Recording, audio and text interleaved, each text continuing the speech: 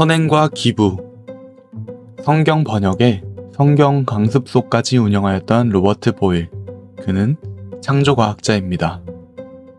중고등학교 과학 시간에 온도가 일정할 때 기체의 압력이 증가하면 부피는 감소하고 반대로 압력이 감소하면 부피는 증가한다는 유명한 보일의 법칙을 배우면서 만나게 되는 이름, 바로 로버트 보일입니다.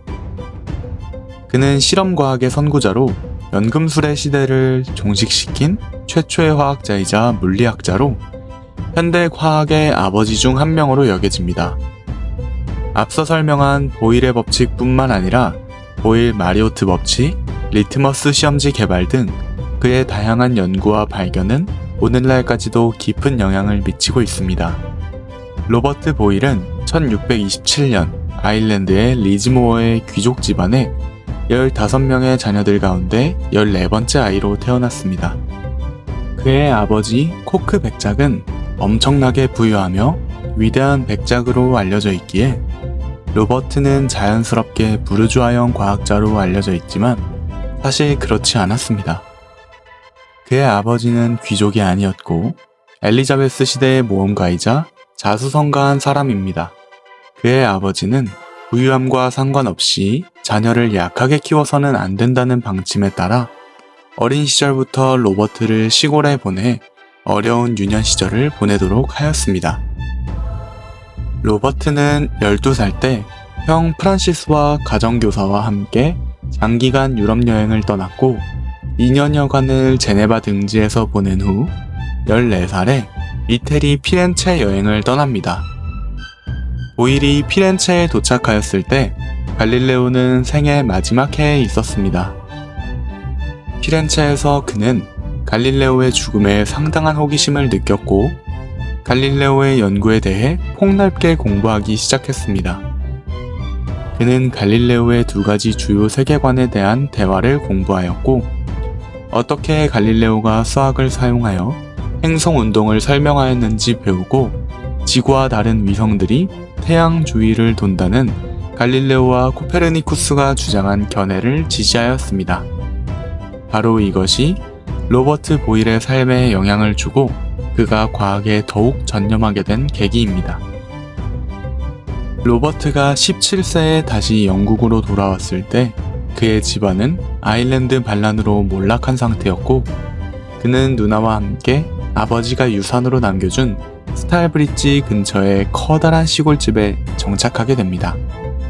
시골집에 들어간 로버트는 청교도적 신앙관을 가진 크리스천이었으므로 성경을 포함한 수많은 신앙서적을 읽었으며 철학과 삶의 의미에 대한 글을 남겼고 주로 연금술에 대해 실험을 했습니다.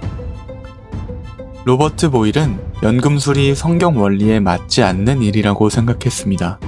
그리고 이를 과학적 방법으로 증명해야 한다고 믿었습니다. 금속에 들어있는 불순물을 제거하면 금이 만들어진다는 관념, 그 관념의 의의를 제기하면서 아리스토텔레스의 4원소설, 그 오래된 사상을 반증하는 실험까지 했습니다. 로버트 보일은 과학과 신앙 간의 조화를 중요하게 여겼으며 성경의 가르침과 자연세계의 탐구가 서로를 보완한다고 믿었습니다. 그리하여 로버트의 성경 강습소라는 이름으로 알려진 성경 연구 모임을 주도하기도 했습니다. 이 모임에서 여러 신앙인과 지식인들은 성경의 다양한 구절을 깊이 있게 연구하고 서로의 의견을 나누고 신앙과 도덕에 대한 문제를 논의하며 신앙을 더욱 깊이 이해하려고 하였습니다. 로버트 보일은 또한 성경 번역 작업에도 기여했습니다. 그는 성경의 여러 구절을 보다 널리 이해할 수 있도록 하는 데 관심이 있었으며 그는 성경 번역이 신학적으로도 정확해야 한다고 믿었고 언어 장벽을 허물고 성경의 가르침을 더 많은 사람들에게 전파하고자 했습니다. 그리하여 영어 번역 이외에도 아일랜드어와 다른 언어로의 번역에도 관심을 기울였습니다. 로버트는 이러한 신앙 활동을 통해 자신의 신앙을 더욱 발전시키고 과학적 사고와 신앙의 관계를 탐구하는 데 기여했습니다. 이는 그가 과학자이면서도 신앙인으로서의 정체성을 유지하려고 했음을 잘 보여주는 사건들입니다. 로버트는 신앙인으로서 자신에게는 한없이 철저하고 냉정했으나 남들에게는 관대했습니다.